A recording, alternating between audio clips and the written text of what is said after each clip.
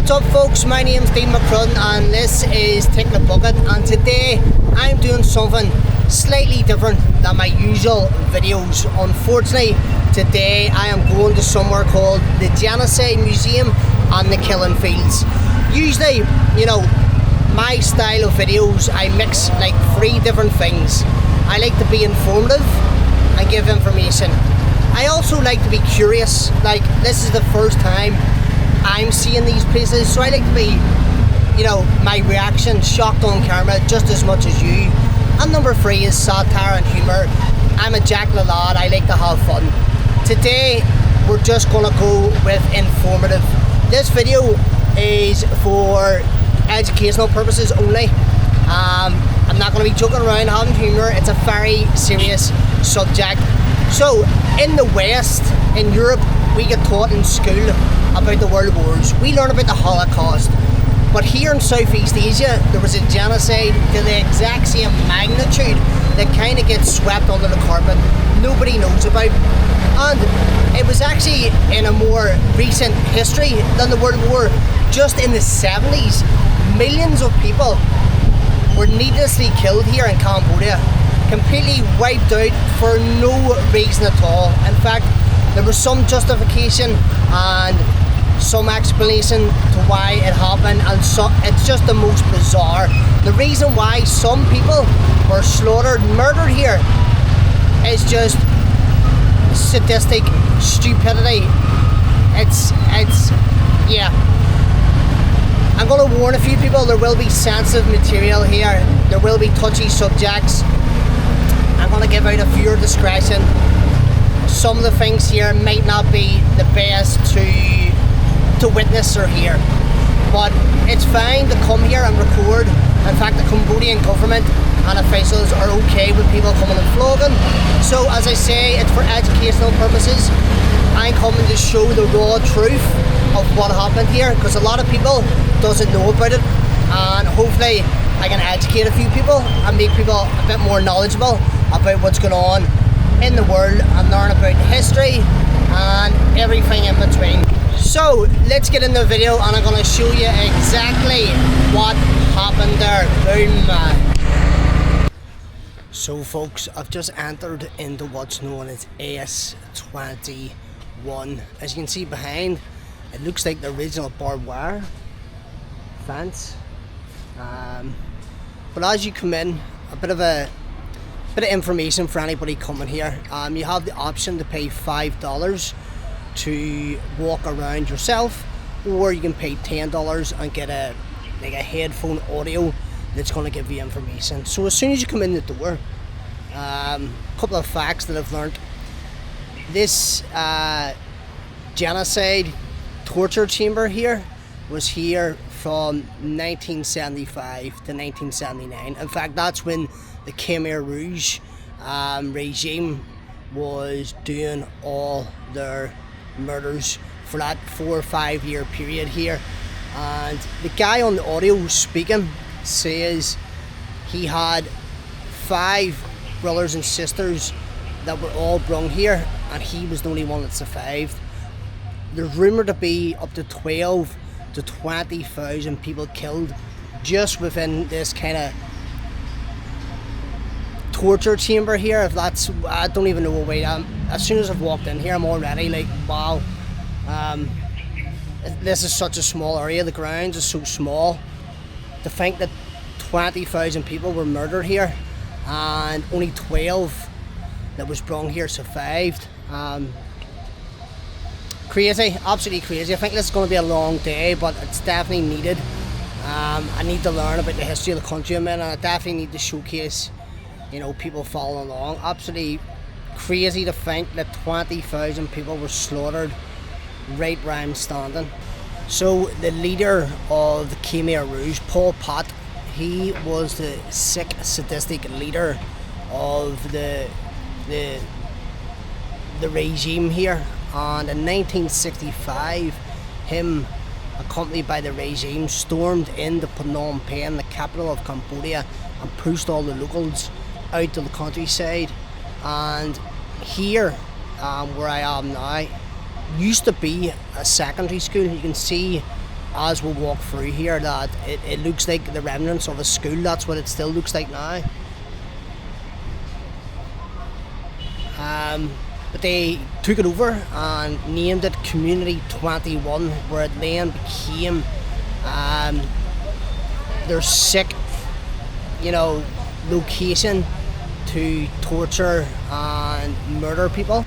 So after the joint forces of Cambodia and the Vietnamese people liberated Phnom Penh, it took them 2 days to find S-21, and when they did, the Khmer Rouge had already fled and burnt and destroyed a lot of the records. But what they did leave behind was 14 prisoners that could not be identified. They had been cremated here, and that is what the next stop off point here is. The 14 graves was the 14 people that was found here. The last 14 out of 20,000. That is the 14 graves of the 14 remaining people that was found by the Vietnamese and Cambodian people coming to liberate the last 14 murdered by the Khmer Rouge and Pol Pot. They've dedicated a little garden with white stone graves in their memory. And this red monument here is the acknowledgement that this is a UNESCO World Heritage Site. And also a recognition that they will promise to make sure nothing like this ever happens again. Dated the 31st of July, it was made a UNESCO World Heritage Site with a promise to never go to these dark places again. So this part is known as Building A, as you can see here. People would have got dropped here by the truckload to be imprisoned and tortured. This part, Block A, was for the very important people. Most of them, their identity has been completely erased from history. This is the room they would be brought into, and that's the exact bed that they would have had to sleep on. A metal bed, and they would have been shackled here like this. Oh yeah, they'd have been shackled on the bed like this to be tortured. So when this was a school, Cambodia is obviously a very hot and humid country. There used to be air vents up here for ventilation. The Khmer Rouge completely blocked them off as another form of torture, and then they added the steel frames and the glass windows to make it even more secure. The people who were getting tortured here were forbidden to make any noise, or they would have got tortured more. The irony, we're torturing you, if you make noise, we'll torture you more, and don't make noise while we... here's a picture I've only just noticed. Here is a picture of someone who had been shackled to this very bed in this room, and apparently they would get tortured up to 3 times a day, which is just getting tortured once in a lifetime is tough, never mind 3 times in one day. And just outside the room here, as you can see, I talked about the barbed wire earlier. Just over here, the barbed wire, as you can see, that's the main street. That's how close this torture camp was to the outside world, that sometimes the people on the outside didn't even know. It was all shh, hush hush. People got brung here, they didn't know why they were getting brung here. The majority of them never left, and the outside world was oblivious to it. That is the original barbed wire fence on the outside, which doesn't look like a massive way to keep people in. But I don't think it was a physical restraint. I think more a psychological prison.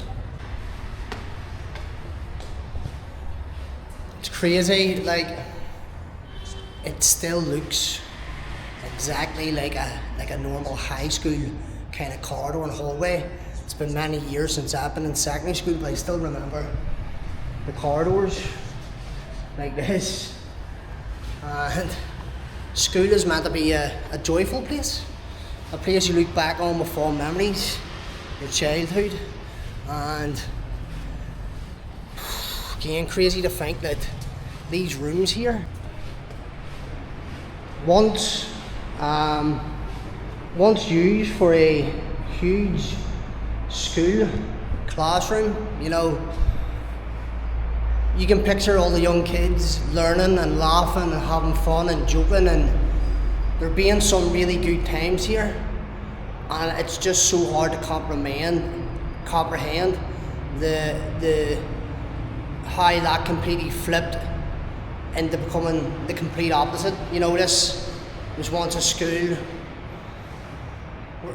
supposed to be a happy place for people to come and learn, and now the walls, if they could speak, they would tell a different story. This is where people of all ages came to be tortured. As you see, this room has multiple beds the whole way across. You know, sometimes there'll be many prisoners in here at the same time getting tortured, and they would force them, the Khmer Rouge would force them to write a confession of guilt. And the worst part about it is they don't even know what they were guilty for. I don't even think the Khmer Rouge had a reason to think they were guilty. They were guilty of nothing other than Pol Pot being a sick, sadistic, bloodthirsty, genocidal maniac. And he's forcing people to, you know, say we're guilty and we deserve to die.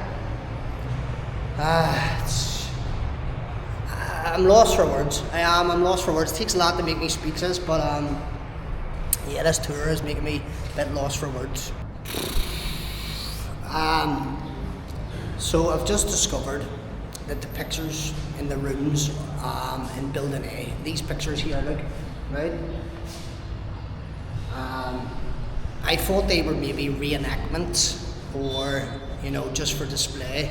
It turns out there's these pictures are in every single room on the ground floor, and that is the pictures of the remaining 14 people whose grave, that is the graves outside the rooms here. As you can see, the white stone graves. Those are the actual pictures that the Vietnamese and Cambodian liberators, yeah, that's the scenes they had to come here and witness. The 14 people shackled to these exact beds. And the audio told me, instead of shooting them, which would have been the quicker and least painless form of execution, the Khmer Rouge didn't want the Vietnamese and Cambodian people on the outside trying to liberate the city to hear the gunshots. So instead, they tortured them, bludgeoned them, beat them to death. Absolutely horrific. And they were told to sign a waiver if they cry, scream, anything like that there, they'll get punished, which is just crazy. You're actually killing someone and saying they can't cry or scream, but also if you do, we will kill you. Well, you're going to kill them, crazy. You're going to kill them anyway. Sick, sadistic. At your discretion, I'm going to show you the picture again for educational purposes. But this is like something out of a horror movie, like the movie Saw. Like Saw 1, where it's in like a basement with a tiled floor and the blood all over it. That's exactly what this looks like. That is literally someone's ankles shackled to the bed. Their hands tied up. I'm pretty sure they are face down, and the whole room is just covered with the blood. They were left like that. And this is the bed they would have been shackled to.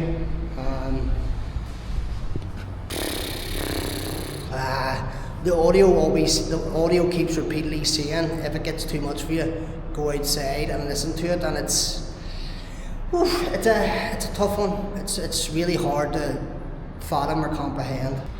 Here is a list of just some of the people they were able to document that was, you know, tortured in this room. Each room has a little plaque.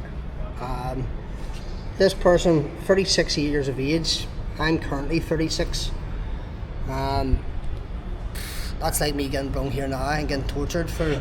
Can't even comprehend that. But look at the very bottom. The very bottom.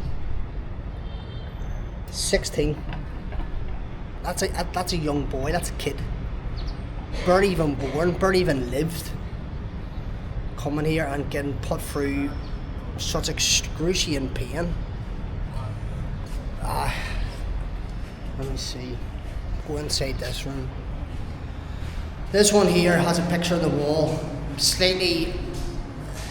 It sort of showcases. That looks like the table that they must have brought in with the papers, and they had to sign a confession. But you can see massive ligature wounds here, cuts right on the chest. As you can see, how long would they have had to have stayed there in that state? Completely decapitated, deformed, slaughtered. You know, not lucky enough, but it only took 2 days to find here. But you know, could have been weeks, could have been months. Somebody's just bodies left there. You know, and the bit that baffles me is the table beside it with a glass of water. You know, they've obviously given them a glass of water while they write the confession out. You know, there's something so humane about the sitting, drinking water and writing, but at the same time, in the opposite spectrum, so inhumane about what the actual scenario is of that there. It's crazy, absolutely. So this huge wooden arch frame structure was originally used when it was a school as a gymnasium, but the Khmer Rouge had more sadistic and less innocent ideas for this. They kept the high school, the primary school gymnasium, but they used it as a torture method. They would tie a rope up here. You can see the hook at the top. They would tie a rope around it and put it around people's wrists and hoist them up and let them hang up there blindfolded. As you can see, here is a depiction of it. You'd be tied with your wrists and hoisted up to the top, and when you passed out, they used to drop you back down again and dunk your head into these huge buckets that were filled with human waste and filth and dirty water. And the gravesite just in front of me that is now used for the 14 remaining people in S21 here, that used to be the volleyball court for when I was a primary school here. Like, how as humans can we go from one extreme to another? Like, that's such a dichotomy. Or it was originally an innocent school volleyball court, gymnasium for kids to learn, exercise, have fun, and then it became a torture chamber. Up at the top here you can see the picture of someone being hoisted up and then being dunked into the water. It is already sick and sadistic here. I don't think you can make it any more sick and sadistic, but just the fact that it was a primary school, I don't know, it's all just so bizarre, you know, from one extreme to the other. Volleyball court, now a graveyard. A kid's gymnasium, a torture chamber.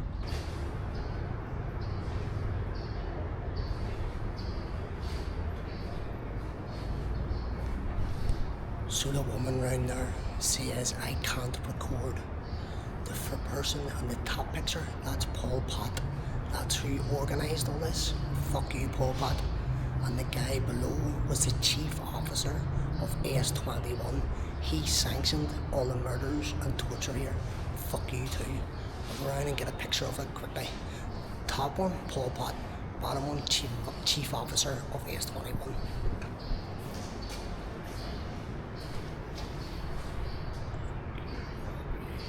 Oh, so I'm allowed to record outside, but I'll fill you in. I'll probably not be able to record in most of these buildings here, so I don't know what way I'm going to go about the rest of the video.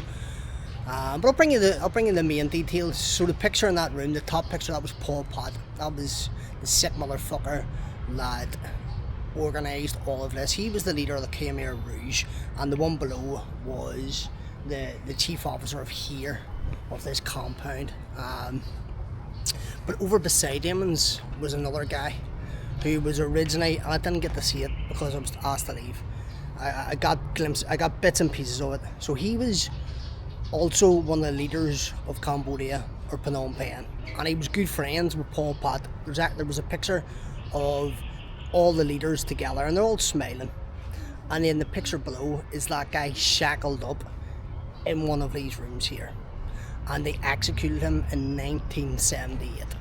So it just goes to show all these people in power at the top, these psychopaths, narcissists, crazy. Nobody can trust them. Nobody is their friend. They're blood hungry, power hungry, and it goes to show all five of them smiling together as a little regime, as a little team, while they're wiping out half their country. And then a couple of years later, they're killing themselves. Just goes to show the type of people here. Pol Pot, sick motherfucker. But anybody, even the person who was part of their team that they later executed, I don't have any sympathy for him, because he was doing it to other people. He was part of the regime. So, the thing is, you reap what you sow, and if you want to play with fire, you'll certainly get burnt. And Pol Pot's so-called allies and friends, they actually came here. A lot of them were brought here and executed as well. So it just goes to show you, these crazy people in power at the top, dictating, they all fancy turn on each other. They all fancy go the same path, whether jail or death. It's just unfortunate that so many innocent people had to lose their lives for absolutely no reason other than people just being bloodthirsty, power hungry, sick, sadistic psychopaths. That's the only thing you can call these people. So there is all the clothes, or some of the clothes of people. When you came to S21, you were stripped naked and sent to the killing fields or to be executed. All your clothes was stripped off you. As you can see here, more clothes. And here is a lot of faces of the people that was brought here, and you can see some of them are kind of smirking or smiling. Even women. Yeah, some of them are smirking or smiling because they actually thought that they were getting the help they need. After the Vietnamese War, America, the US, bombed Cambodia. This is brand new information to me. They bombed Cambodia for 7 years, and it was called the Secret War. Over 100,000 people was killed, mostly farmers, not even soldiers. And they called it the Secret War. The Cambodians didn't, it was no secret to them. But apparently they dropped more bombs here in Cambodia in them 7 years than what they did in the whole of World War II. So why is some of the people smiling? When the Khmer Rouge came in to the city of Phnom Penh, they thought they were getting liberated.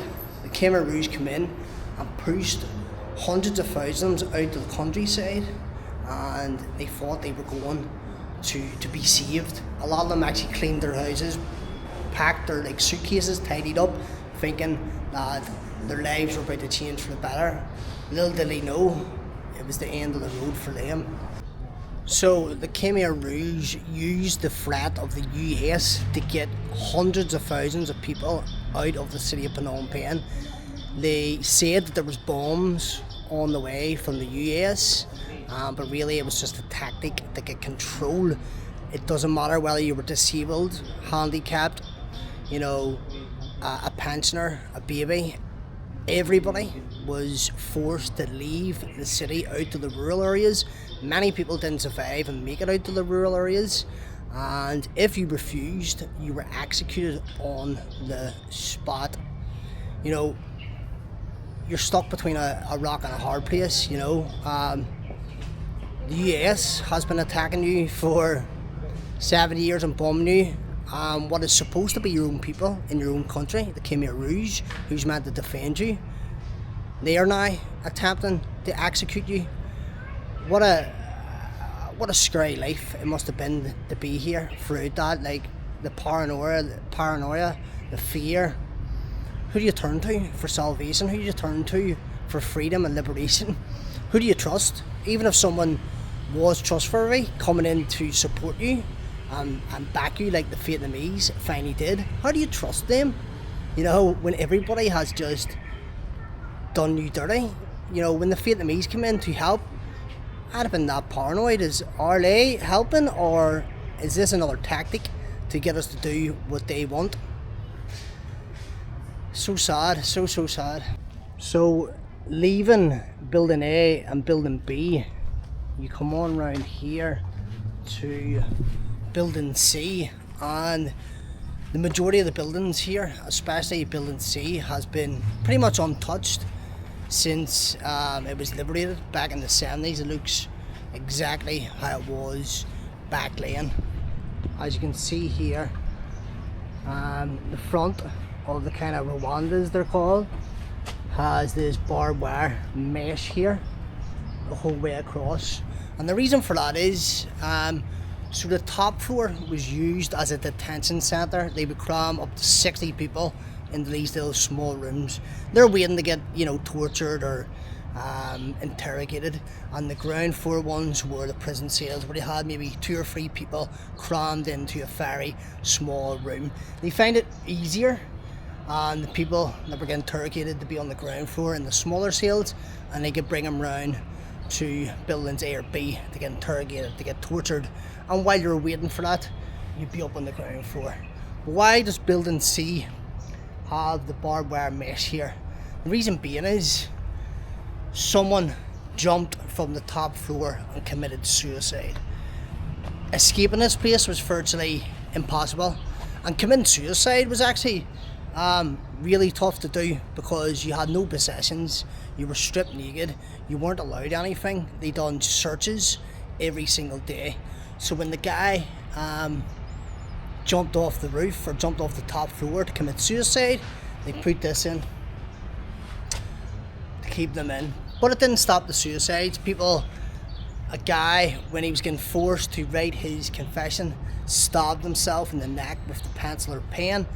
Another guy found a kerosene container and poured the flammable liquid or the burning oil all over his head. And what physical and psychological pain must you be in to want to jump off a roof, to want to stab yourself in the neck, to want to pour hot liquid over yourself? I remember seeing a picture of the Twin Towers, and there was someone who actually jumped off from nearly the top floor. Obviously the building was on fire, but what pain must he have been in with the heat of the fire and the flames to want to jump out of 40, 50, 60, 70, 80 floors up. Crazy. We're going to go inside here, building C. We're going to check out the cells that they were squeezed into. Apparently the cells has kind of brick or blockwork kind of separating them, dividing each kind of cell, because obviously originally it was a huge classroom.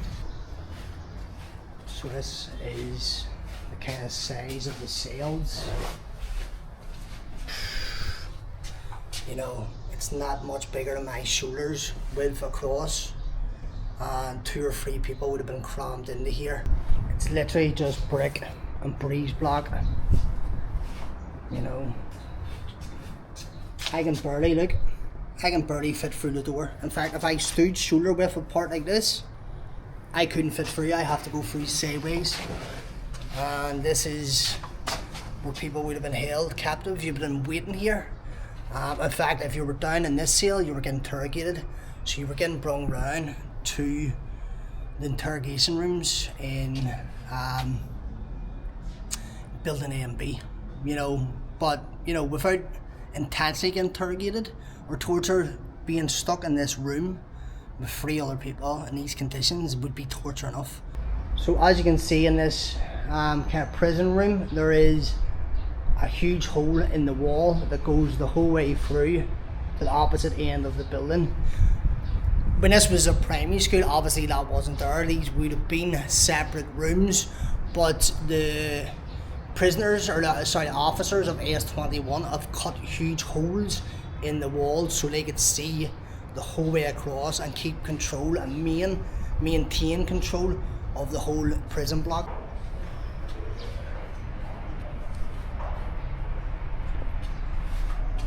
So they still have the windows here, look, with the iron bars. You're not escaping there, but as crazy as it sounds, like, I'm actually shocked that they have windows, that they could at least look out and maybe get fresh air. I'm surprised they weren't blocked off. Maybe they were originally, but it says the building's untouched. They were that sick and sadistic. Yeah, I'm surprised that they weren't closed off. Maybe they had the doors, the paddock doors, closed over to blacklist place out, but crazy how tiny this little room is. You just had to wait for weeks or months to get interrogated and tortured. This was your home. This was your last home before you went over to building A or B, and you met your maker, so to speak. So here is the cell of a survivor. Tomei, his name was, and he was a mechanic, and he recalls that when he arrived here, they stripped him of all his clothes apart from a pair of shorts, and how they got him into the room was by the ear. They pulled him and threw him into this tiny little cell.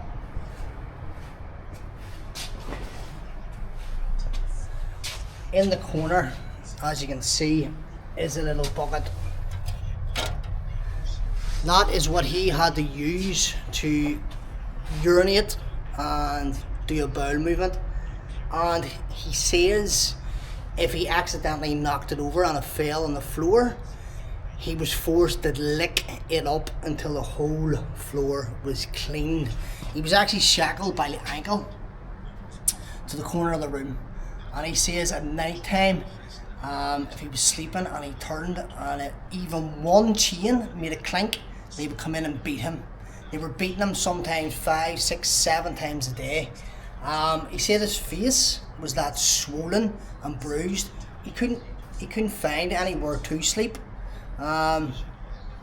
Crazy. And the only thing that saved him and why he became a survivor is because he was a mechanic. When he found out his skills that could be helpful to them, that is what eventually made him be released.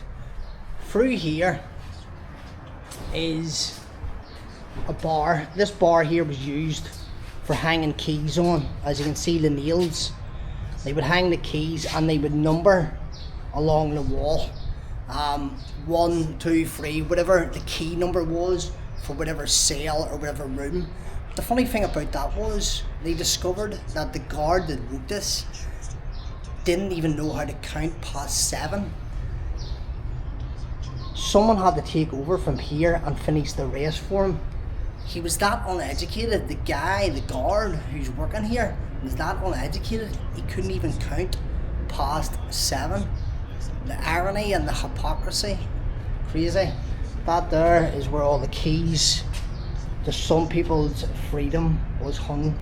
So on top, on the second floor we're going up to now of building C, downstairs was the brick and prison cells. Here is the wooden prison cells.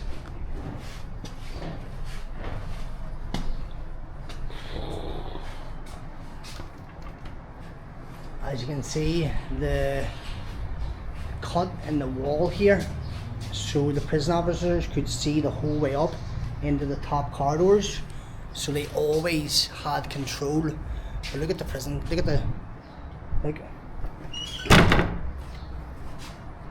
I'm gonna get inside actually.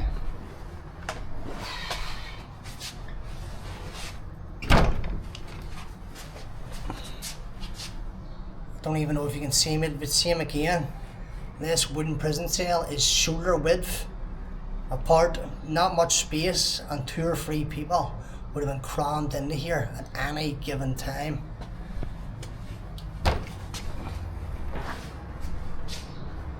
And it just goes the whole way through the cut in the brick wall and the whole way up. Just prison cell after prison cell after prison cell.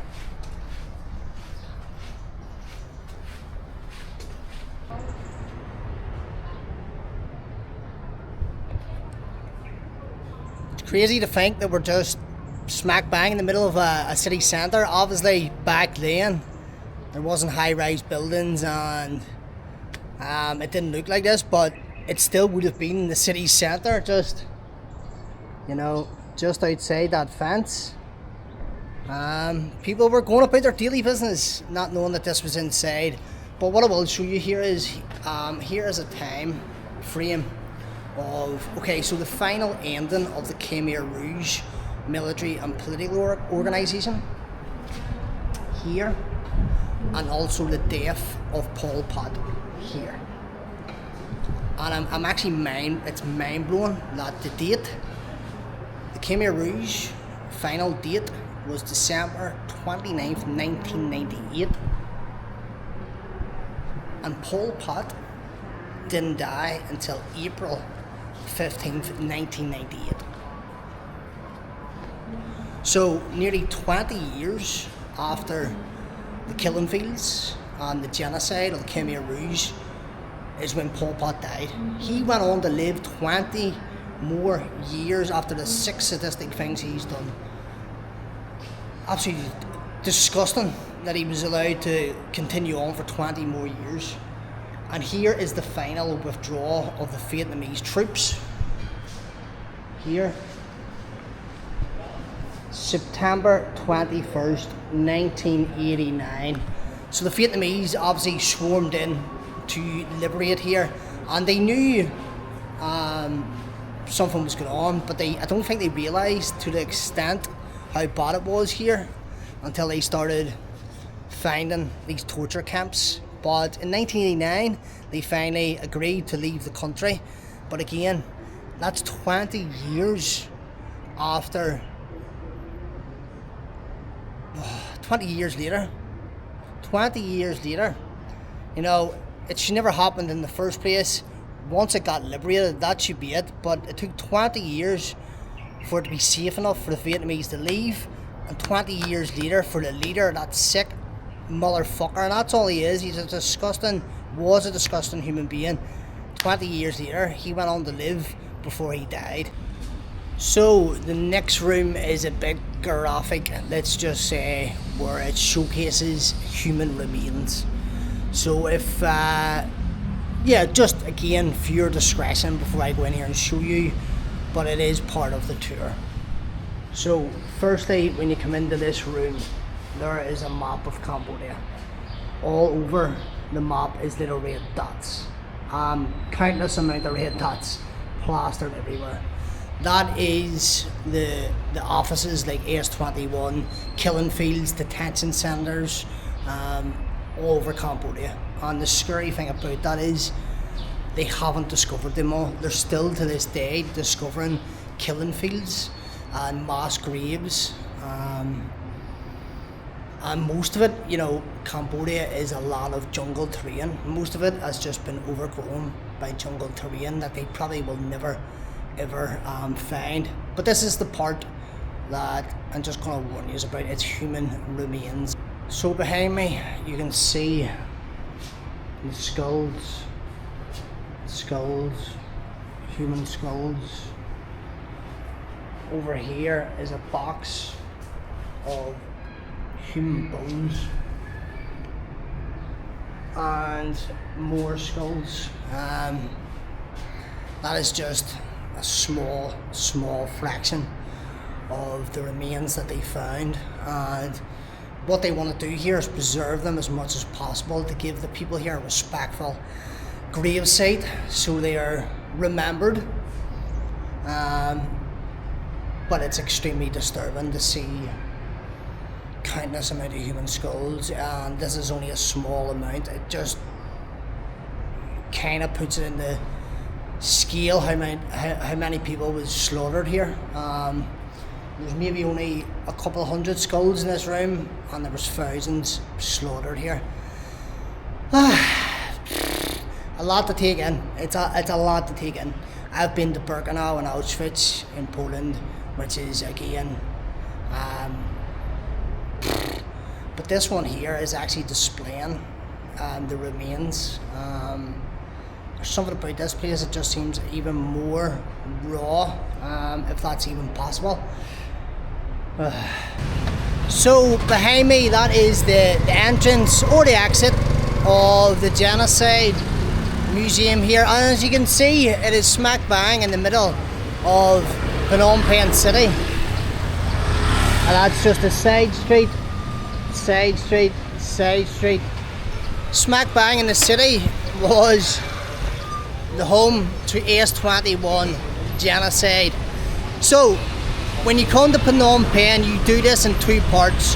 There is the Genocide Museum that we've just been to, and the second part is the killing fields. The killing fields is where thousands of people were brung. 1 second, these two guys were when I was in the wooden prison cells, they were here also. All good, brother? Hello. Hi. Hey. Hello. What's this uniform? It's our school. School? I thought you were a prison officer. No. What's your name? My name is Carol.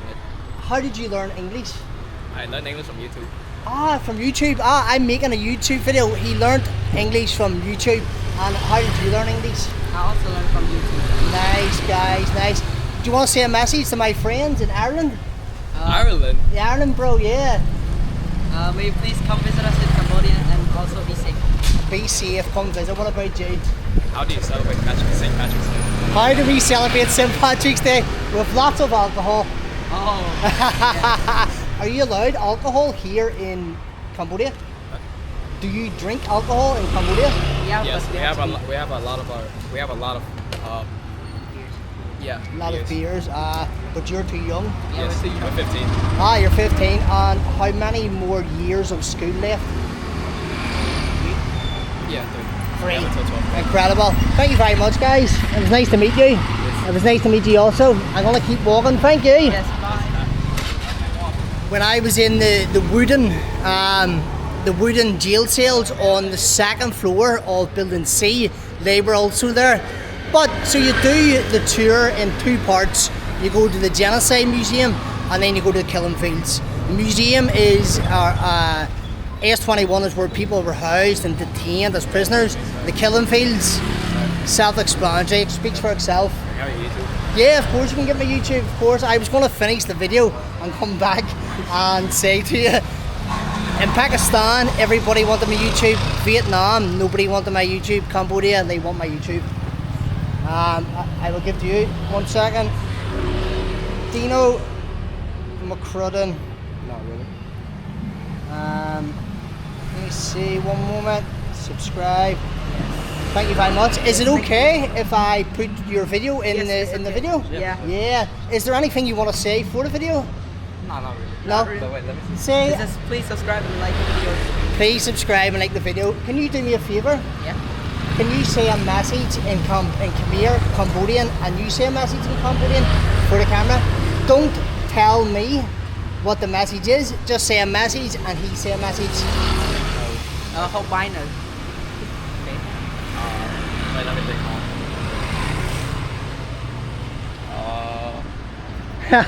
Something random. Just something random, bro. Yeah. Nhâm sờ lánh. Nanny. Fuck.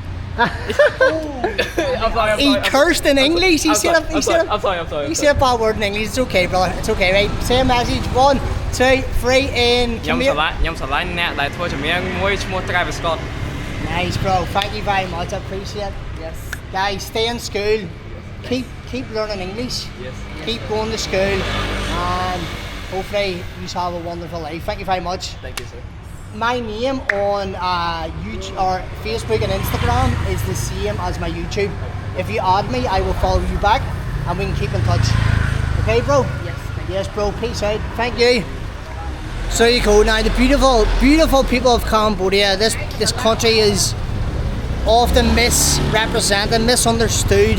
The people here are so friendly. It has a tragic past, just like my country of Belfast, or sorry, my city of Belfast, my country of Northern Ireland has a tragic past. We're often misrepresented or misunderstood, you know, so we're similar in that way. But next stop off point that you're going to see me will be at the killing fields. You speak English? Yeah, what you go? Oh, you speak English? Yeah. How much to the killing fields Yes. you wait and bring me back to here? Yeah. Go and back. Yes. Buôn vé $10. $10? Yeah. Buôn vé for 20, you. go and back 20, okay? No, you said 10. He said 10. One No, way. 10 One only way. go. One way. The hotel. Yeah. The hotel Yeah. said 15. Okay, 15. Okay. Okay. 15? $10. Yeah. Go. Okay, and after Yeah. you bring me Yeah. somewhere with nice chicken and rice, and I will buy us lunch. Yeah. After the on the way back, we will go for lunch, and I will get us lunch. Is that okay, bro? Okay. Yes. What's your name? So money. Samani. I'm Yeah. making a YouTube video. Is that okay? Yeah. Samani. Yeah. My bro. Thank you very much. There you go, guys. If you ever come to Phnom Penh and you want to go to the killing fields, give my guy Samani. So money. Samani, the legend Samani, give him a shout. Today we're going to the killing fields. So for people's information who might want to come here, or just for more knowledge about this place, the killing fields and the Genocide Museum is usually done on the same day. It's like a 2-part tour. I done it over 2 days. If you ever come here, you can do it in 5-6 hours comfortably. If you go at a nice steady pace, you read everything, you take it all in. The reason why I have done it over 2 days, 1 second, we're actually driving by. That is the main square of Phnom Penh. That is like the one of the golden temples here. The reason why I'm doing it over 2 days is this time of year, the heat and humidity is just excruciating, like nothing I've ever felt before. And I've been to many countries. Kind of between 10 a.m. and 2 or 3 p.m. it's just unbearable to walk around. So yesterday I went to the Genocide Museum at about 2:30, and I was there at the closing time, which was 5:30. Today I done the same. I've waited until it's a little cooler so I can walk around, and even at that it's still, you're constantly sweating. That's a bit of info, guys. You can do it in 1 day over 5-6 hours. I'm doing it in over 2, and it is quite heavy. What you're taking on board it's a lot. It's a lot for 1 day. But what you can also do is you can hire the tuk-tuk driver out for the entire day, where he drives, he waits outside, and when you come out he'll take you to the next museum, or he'll take you back to your hotel. A full day to both museums, usually $25. If you're just going to one like I am, $15. But anywhere in the city of Phnom Penh, you know, even if you're going to the other side, currently I'm on a place called Riverside, where this is where a lot of hotels and restaurants are. Over here, at the opposite side of the river, is another golden temple, and it's usually about $5 to get over there. Anywhere in the city, kind of within 45 minutes drive, is $5. So there you go, $5 anywhere in the city, $15 if you're going to one kind of museum here. He waits, brings you back, $25 for the whole day. Let's go. We're going to go to the killing fields. I'm sure you can see by my energy, I'm a lot more perked up. Yesterday I was in that kind of crazy zone. I'm only, you know, it's a brand new day today. No doubt by the time I get to the killing fields and start walking around, I'll start to level back down again and realise where I'm actually going to. But let's go to the killing fields. So I've just arrived at the killing fields, and you have 2 options. You can pay $6 and get the audio, like I did yesterday, or you can do it for $3 and you can just read the signs. I'm gonna raw dog it today. I feel like as good as the audio was for giving information, I feel like I was constantly having to stop, play, where, you know, I feel like I can retain the information more if I read it and just raw dog it. It might turn out to be a mistake, but I want to see what it's like with the audio and with the audio, and that means I can give anybody else who comes here my advice. So here is what you're not allowed to wear. Don't expose your back. Wear kind of long shorts, kind of down to the knee. Don't be coming here scantily clad. Be respectful. I didn't know if I had to take my hat off, but the woman says it's okay to wear the hat. I didn't know whether you take it off. In the UK, where I'm from, for funerals and stuff like that, you take the hat off. Here is a map of the fields here. The entrance, number 1, 2. So we want to go straight ahead, and then we're going to take a right. I think it's going to be extremely difficult to try and regurgitate the information that I've seen. It's behind me is like a museum, and you have to take your hat off when you're indoors here and take your shoes off. I'll try to I actually can't believe what I was reading. So one of the leaders, the only leader actually from the Khmer Rouge that had remorse, a guy called Duke or Dutch, I think it might be pronounced. He was the only one that showed remorse when in court, when they were all getting, you know, when they were going through the court proceedings to get prosecuted for their actions. He was the only one that showed any kind of remorse or sympathy, and he explained what they done. There's a tree that we're going to go to soon, and brace yourselves for this one, you know, brace yourselves. And I just have to tell it how it is. They used to smash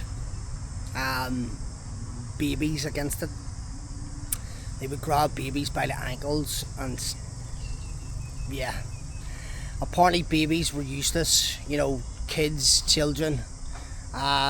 They can become useful because you can manipulate them and sort of teach them your mindset and grow them up into the Khmer Rouge kind of, you know, way of being. But babies apparently were useless, and also they could seek revenge when they were older. So there's a tree where they just smashed them to death. Absolutely crazy. I can't even put it in the word. I don't even know if I want to see the tree. I don't even know if I want to be near the tree. And your guy Dutch, Pol Pot, Dutch had remorse. Pol Pot actually died while on house arrest. He didn't even get to go to trial. He didn't get punished. He didn't feel any pain or anguish. He showed no remorse or guilt or sympathy. He actually denied all of this happening and died peacefully in his home. That's the worst part. So this is the truck stop, as you can see up there. Here was the place where a truck transported the victims to be exterminated. So S21, where I was earlier in the video, was more for interrogation. A lot of people died there, but mostly when after they were interrogated, they would come here to die, to be executed. Once you came in, pretty much the gate there, the front gate, just over here in this area is where countless amount of people were just taken to be executed. As soon as you came here to the killing fields, this is the name actually, Tuol Sleng prison. I don't know why it's called a prison, because you weren't a prisoner for too long, you weren't detained for too long. As soon as you came here, you were immediately executed. So here was originally a storage room for all the tools, the killing tools, shackles, leg irons, hatchets, knives, hoes. I seen round the corner they used garden hose to kill people. Can you imagine how brutal that would be to be murdered with a garden hose? crazy, crazy, crazy. Here is a mass grave. 450 victims, it says. A mass grave. They were just turfed in here. There is all the little, you know, bracelets left by tourists here, in memory. But 450 people just dumped here, discarded here like waste. Like they meant absolutely nothing. I'm gonna use social media as a kind of weird analogy. Nowadays, people complain if they don't have, you know, if they only get 400 or 500 views on their story, if they only get 400 or 500 likes on their story, if they only have 400 or 500 subscribers or followers. Can you picture what it would be like to have 400 or 500 people lying here, corpses lying here, decapitated, decomposed, in this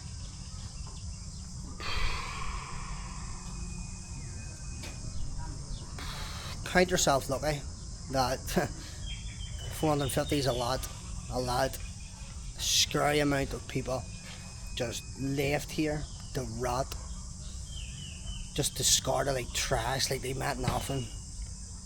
You know, when they discovered here, it was just mostly bones and skulls, and they found like jawbones by themselves. Barbaric, absolutely barbaric. The tools they used, you know, metal rods, garden hose, shovels, anything they could get their hands on just to bludgeon you to death. And then a couple of steps away, they just dumped your body in a massive pit like this. So you kind of walk around like a giant loop, and there's a lake right in the middle. But I'm curious to know why they situated this around the lake. I can actually see a carp. There is fish in there.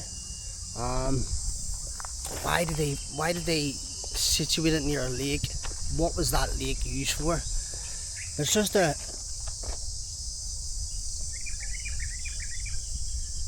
weird eeriness about it. It's making my skin crawl. It's like, you can almost smell it, you can feel it, you can really visualize the atrocities that went on here. It's almost like it's been just left here, never to leave. It's just been, this place has been tainted, and you can feel it. You can literally feel it surrounding. You can feel it in the air. It's just such a creepy place. I just can't understand what the little loop around here was. Like, what was that for? Obviously this kind of terrace area wasn't here, or maybe it was, because the killing fields and the Genocide Museum haven't been touched. But like, why is there a little track that goes around the outside? Was that for the prison officers, the executioners, to take a little walk? You know, oh, I've just killed 10 people today, I'll go on a little walk for my mental health. I'll get a bit of exercise in the day. I'll take a little walk around the outside of this lake in the bit of nature to clear my head. You know, what was this for? It just seems more sicker and sadistic and more mind-boggling the time goes on. And was there bodies dumped in here? Is there still remains of some people dumped in here that hasn't been excavated? You know, up here where the front gate is, and the fields where people were murdered is just a couple of 100 yards away. And then again we have this track. Why do they have this track? Did you just feel like taking a little break from killing people? Did you just feel like taking a little dander about nature? Who knows? This place just gets more bizarre the more I dig deeper into it. So this tree here, look, this tree was used as a tool to hang a loudspeaker, which made sound louder to avoid the moan of victims while they were being executed.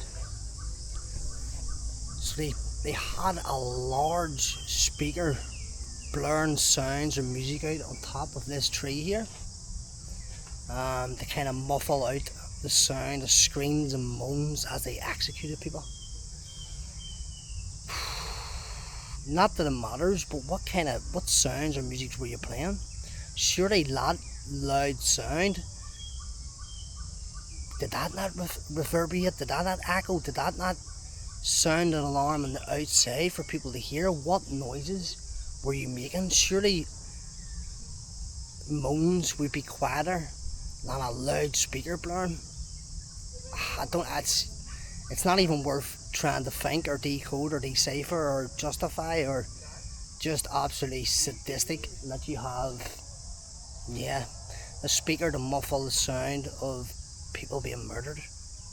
So this is the bit that I've been worried about coming to for pretty much from the start, and I need you to brace yourselves here because it gets extremely heavy. So this tree behind me,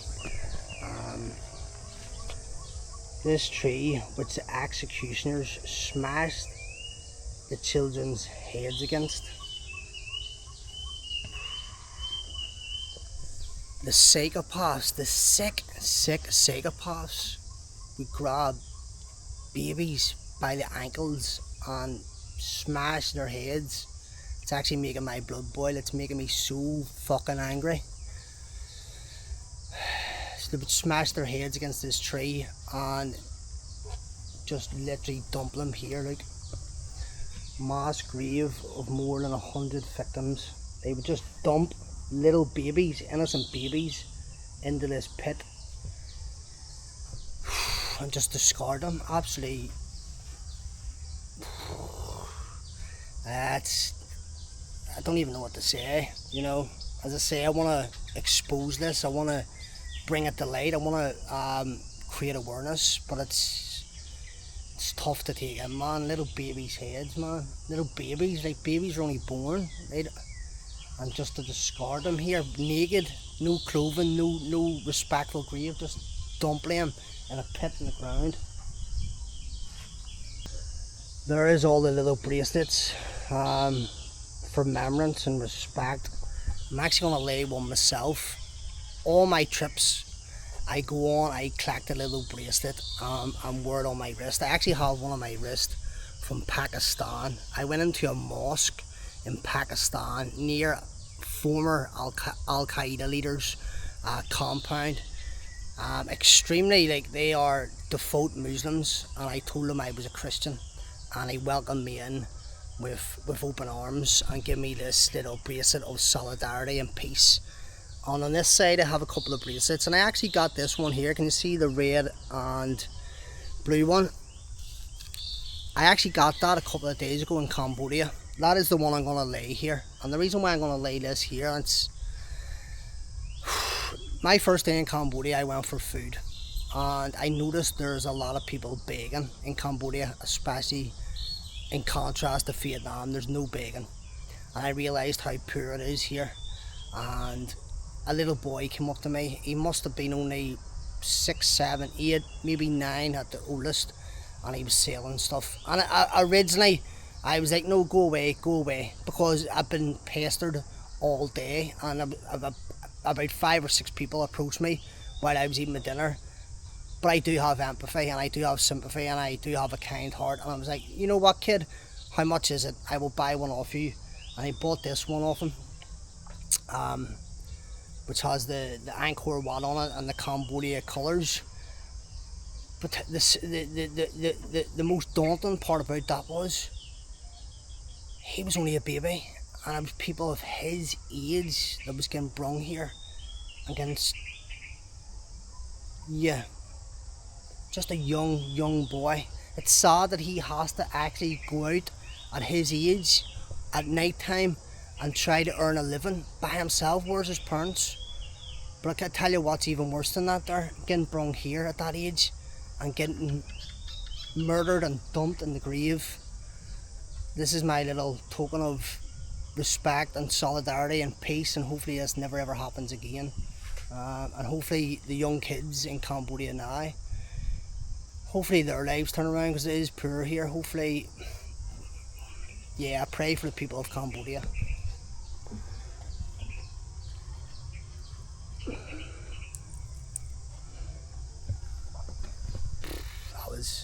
that was tough. So I've just seen this sign here, look, that says former Chinese grave pre-1975. There's another one there, which shows or proves that this place was actually used as a grave site many more years before the Khmer Rouge used it. The Chinese, a lot of Chinese people are buried here all over, so this was already a grave site.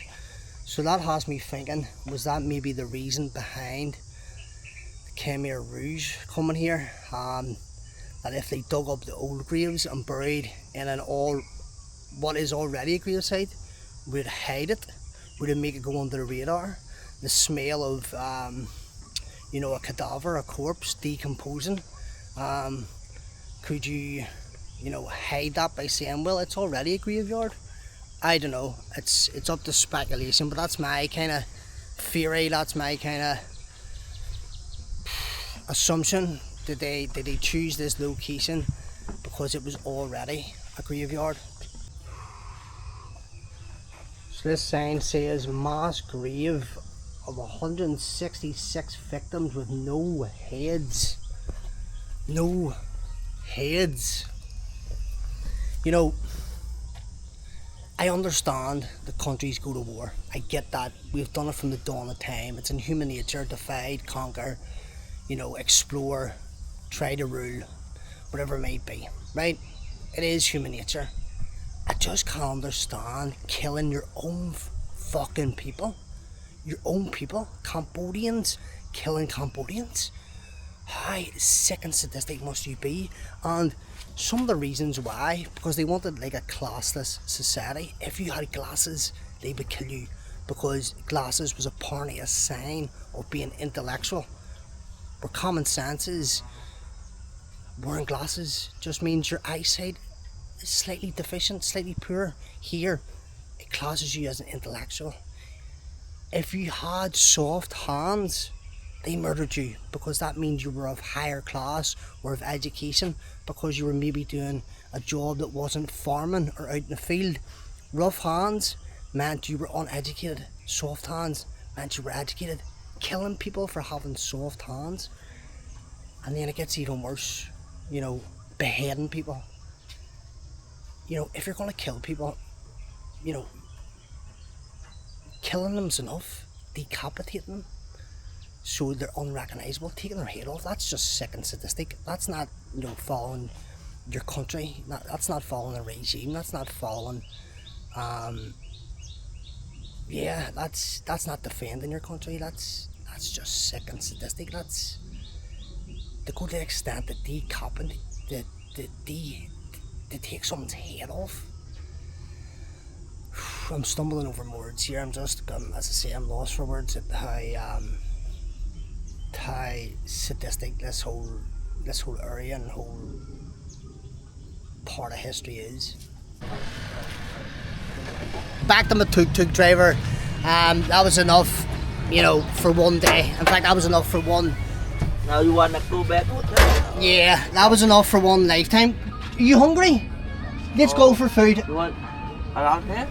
No, we drive. Oh, okay, Let's okay. drive and go for food. I'm going to take him for lunch. I'm going to put his details here of his Facebook or WhatsApp or whatever device he uses. If you ever come to Phnom Penh, give him a message and he'll take you to the killing fields. Yeah, that was enough for one day. Yeah, a lot to take in. And I just got to the stage where it was like, I need to go. But I showed you all everything there was. You hopefully learned about the history, but that was intense. It was brace yourself if you're ever coming here to see that in person. In fact, if you even watched it, I'm sure you had to brace yourself. But we're going to try and end on a bit of a positive note here. Me and some money. Yeah. Me and him's gonna go for a bit of lunch here. I'll take him out for a bit of lunch. I'm a bit hungry. I'm sure he's hungry, sitting there for a couple of hours in the heat. We end this vlog in a good vibe, hopefully.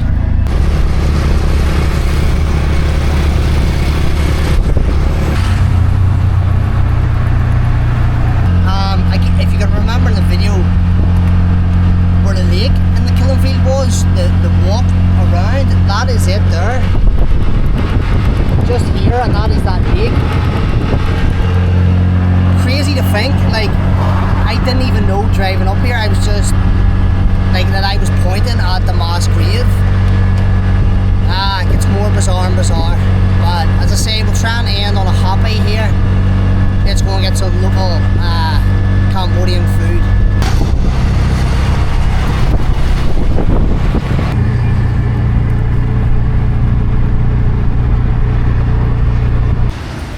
So we'll find a little, hello!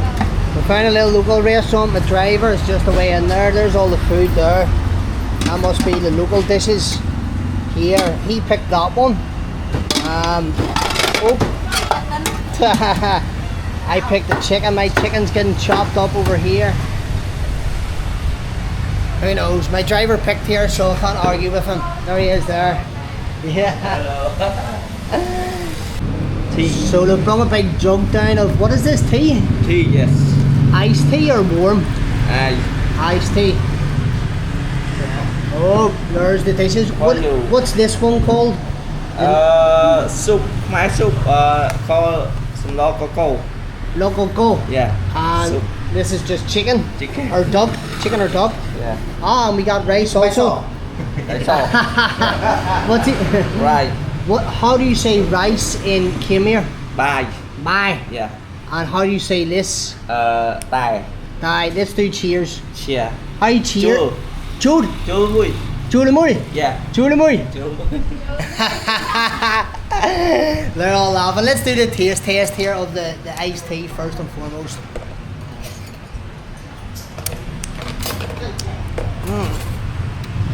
Oh, it has like a, I was going to say it's flavourless. Thank you, sir. It has kind of like an aftertaste. Okay. It has like a weird smoky aftertaste, this one.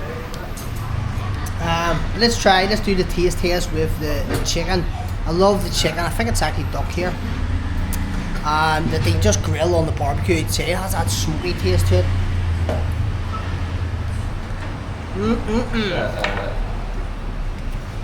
Oh, what's this you're doing? Oh, you're on sweet chili. Yes. Soup for chicken. Ah, to dunk the chicken into? Yeah. Okay, right. Let me see. It's right.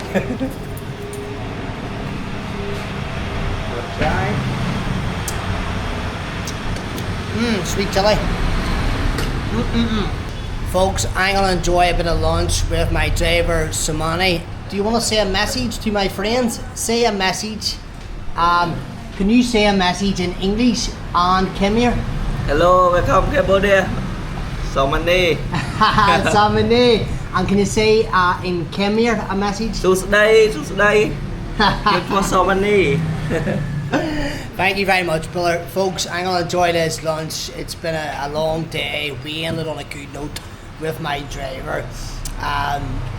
Yeah, that was something a little different than my usual videos. Hopefully I don't have to record something like that too often. I might go with the informative style every now and again. But do me a favour, let me know what you thought of this video. Let me know where in the world you're watching from. And as always, before you kick the bucket, boom.